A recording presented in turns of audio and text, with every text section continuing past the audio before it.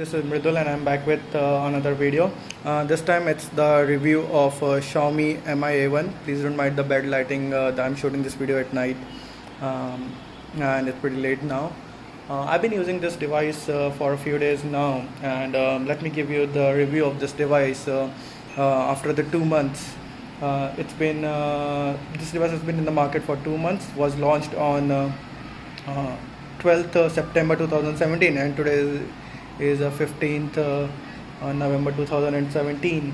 So it's been 2 months. So let's see how the device hold up even after 2 months. So this is Mi A1 from Xiaomi, and it's Android One device, also known as Mi 5X. The phone runs on a stock Android version 7.1.2, and the build quality of the phone is really good. The phone is really well built and feel good to hold in hand.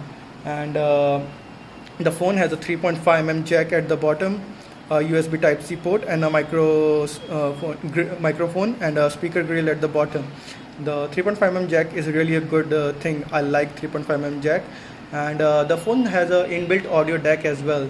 So the output is really good. If Xiaomi has launched this phone saying it's a music phone, I would have bought that again, because the audio quality on this phone is really good. And the loudspeakers, those are really loud in this price segment range. And the USB Type-C port, you won't see a USB Type-C port in this price bracket. So I love how they put a USB Type-C port in this phone. A really welcome feature. And on this right side you see power button and volume rockers. On the left is a SIM ejector tray, and it's a dual hybrid SIM. It's like you can put two SIMs or one SIM and a one micro SD card. On the top you will have a IR blaster with the secondary microphone, noise cancelling microphone. And on the back is the fingerprint scanner, a dual tone LED flash, a 12 megapixel camera with a telephoto lens for lossless 2x optical zoom, and for bokeh and portrait modes.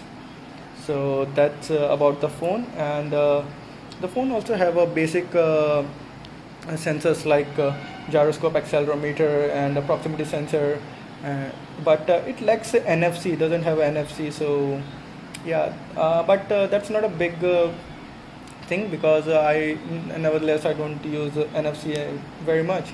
And one more thing, this phone has a good coating on it, which avoids fingerprint on the back.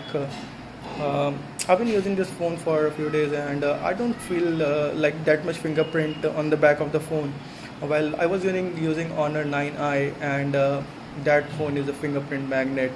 Even though it's a metal phone, I just have to keep wiping off my fingerprints and those sweaty palms prints from the back of the phone again and again. So that's a good thing from Xiaomi here. So it doesn't have that much fingerprint or the sweaty palm prints on the back. And the phone is a 1080p full HD IPS LCD panel, and but the blacks on the phone are really black as for like a LCD panel. The panel looks really good, and the phone runs the stock Android with a 4GB RAM, 64GB variant, and a Snapdragon 625 processor with Adreno 506 GPU. So in my testing, I found the phone really fast because of the stock Android One compared to the MIUI. So the stock Android is really optimized on this phone. The memory management is really good, and the graphic card, I would say it's okay for average games, but for heavy users, you might notice frame drops. Not for all the games, but for heavy games you might notice frame drops on this phone. And the phone is stock phones, but do have some MI apps like MI Store, MI Community, MI Remote, which are good thing. But those apps can easily be removed from the phone, not an issue. So that's you can easily remove it. Those apps are you can uninstall those apps without any problem. And there are few features on the phone, like double tap the power button to launch the camera, and the camera goes straight in the portrait mode, or the fingerprint scanner. The fingerprint scanner is feel it a little bit sluggish, like it's accurate all the time, but it's not the fastest, I would say. You can see, like, I put the finger and it lights up after like few milliseconds, I would say. So it's not the fastest, but yeah, it's accurate every time. And there is gesture, like you swipe, you double tap on the power button to launch the camera on it. This phone has been powered by Android, stock Android, and that's the best part of the phone. What else about this phone? The battery, yeah, the battery of this phone is a 3080 milliamp hour, that is 3080 milliamp hour.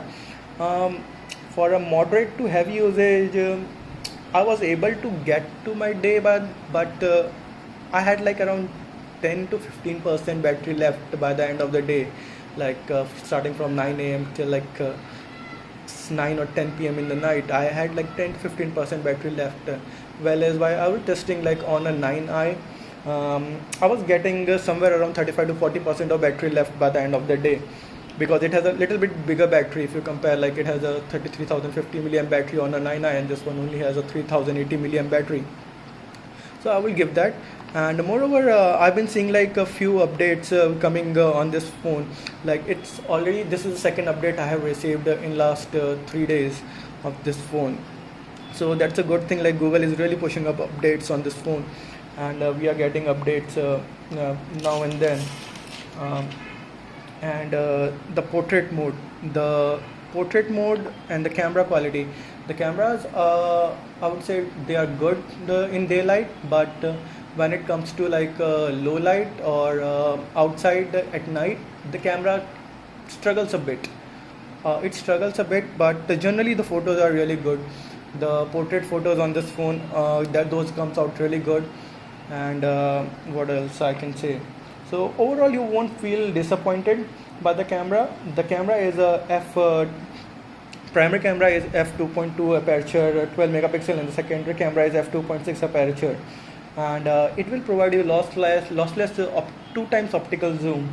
So that's a good thing. And the front camera is 5 megapixel camera. That too again is a really good camera. So you won't regret buying this phone.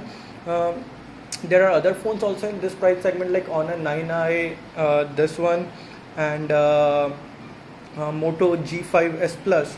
So I would say all the phones have some pros and some cons. None of the phone is perfect, but I would say you won't regret buying this phone if you buy this phone. And that's it for now for the review. If you like this video, please give it a like. Please hit the like button. Please subscribe to my channel, and do comment on this video if you have any like critics for me. Like if you want to change me anything or any comments for me, then please do comment on this video. Please like and subscribe this channel, and do hit the bell icon to get notified for next upcoming videos. That's it for now. I'll see you in the next one. Bye.